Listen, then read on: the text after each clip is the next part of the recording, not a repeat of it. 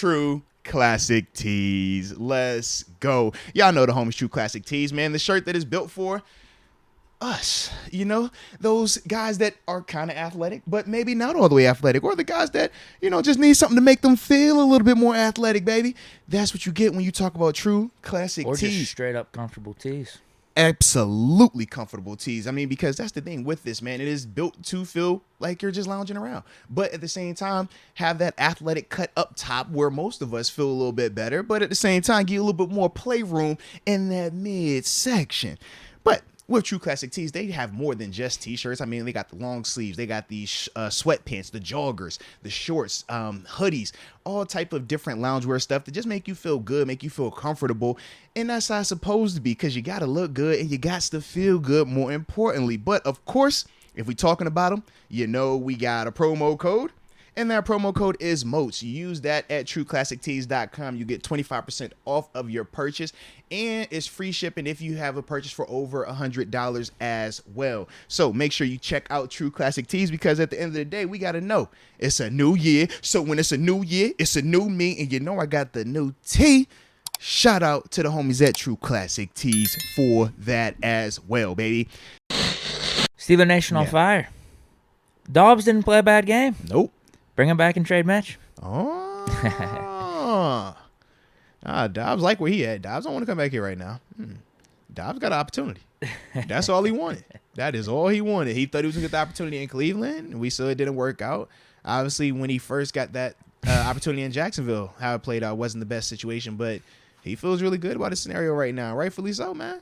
Like, he's a quarterback that is extremely smart, and if you put him in a scenario where he's going to have a run game and you're asking him to execute play action pass and use some mobility, he can do that. And we saw that. I mean, yeah. That's just the reality of it, baby. Yeah. So you think he has a chance with Tennessee? Yes, because of the timing to compete for the starting spot. Just because of the timing of it. Number one, what did we say with Malik? He's a project, right? That was the whole conversation of, would we take him or would you want to go with Kenny Pickett? Kenny, more pro-ready, but who has higher ceiling. Malik, coming out, looks like higher ceiling, but we know he's going to have more work to do. Right now, if you're Dobbs, he still has the work to do in terms of Malik. So, granted, he'll get every opportunity to start it out in the offseason, but you know what that work is going to take because you've been doing this. Dobbs been in this league for 6 years. He knows how hard this is. He knows what they're going to be looking for. So, in that vein, yeah, Dobbs the steady guy behind him. Knows everything he needs to know. And then from there, man, you give him them opportunities. I still feel like early on, though, Dobbs should be able to get him early on until he finally figures it out. But once he figures it out, Malik is the better talent. And I think that's the big thing that's holding up Malik. But that was the issue with their offense. Malik, trying to figure it out, held the ball too long. Their offense isn't designed for improvisation. Their offense is designed for timing. Run this ball, play action pass, get it out on time. Tannehill did that perfectly, and that's why they had the success under him. Malik isn't on that stage just yet. He wasn't even doing that at Liberty. At Liberty, it was still what? He gonna hold the ball, he gonna improvise. He's a super athlete, and he had a crazy arm. But that's the thing with Malik. He has to get it where he's seeing it and processing it. That's what Kenny already has, and that's what makes Kenny the more pro-ready guy. And that's no different while we talk about how both of those guys have kind of played out this year. Now, granted, we know Kenny had a better opportunity in terms of just like them really buying in and it being designed for him, whereas in Tennessee, it was still supposed to be Tannehill. But in that context, it's like you can just see where both of those guys from the evaluation point still is pretty accurate right now. Here's the interesting thing with Dobbs in Tennessee. Tannehill still under contract next year. Mm-hmm.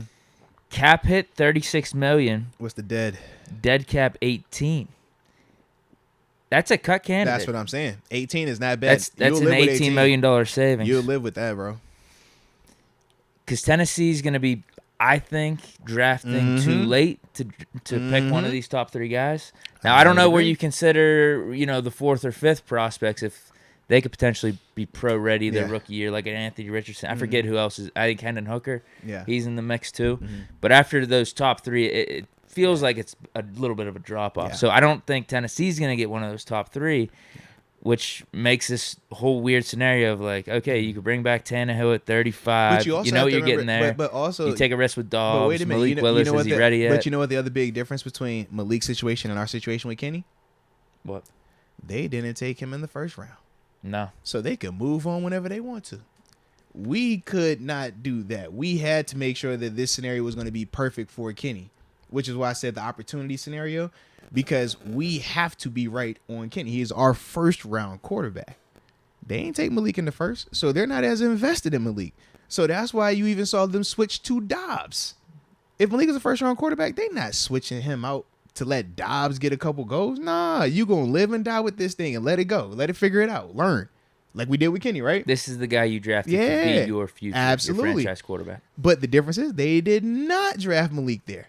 So they're not on the hook. They could literally say, we want to roll with Tannehill, and it'll be fine. They could say, we want to move on from Tannehill. And they fine, even if they went and drafted somebody or went aggressive and did something else, because they ain't take him in the first round.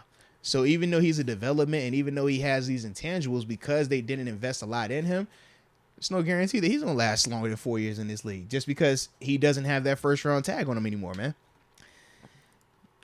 I was thinking after that Dobbs game, he would be perfect to come back here, be the number 2. We trade Mitch.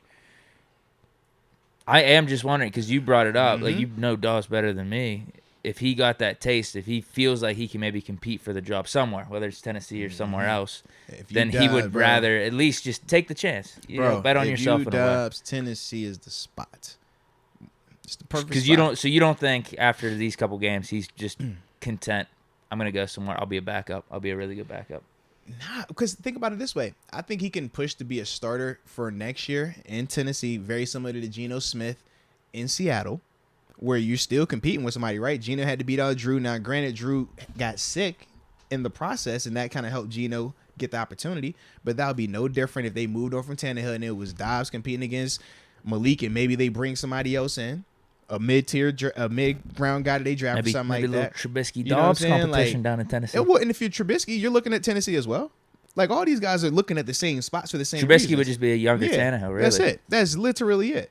But if you're Dobbs, you're saying to yourself, hey, worst case, I know I could be the backup here. Worst case, I've already done it. So if I want to be the career backup, I've already got some good cachet. You're not going to be the starter here in Pittsburgh. Right. You're never going to start here in Pittsburgh. But you already have some cachet in Tennessee. You won them a game. You've shown them, you're capable. So, or didn't win them a game, but you showed them you were capable. Yeah, their offense was a lot better with him than was with Malik Willis. Right. So he made some really good pro throws. He did. He made some mistakes with the picks and whatnot, but even with the pick, and even with the pick, the one that they're like, yo, he underthrew it. He has the pressure coming in his face because he makes the right read. He extended the play, makes the right read. The dude is open. He just can't step into the throw. But you see all these things. This is a young quarterback as well. Didn't play a lot of football at the NFL level. So if you're Dobbs, I'm just like, man, worst case, you're the backup there. Best case, you're starting there next year, depending on who they bring in, if you could beat a guy out. But if you're Trubisky, I'm thinking the same thing. Tennessee looks good. Let's see what they do with Tannehill.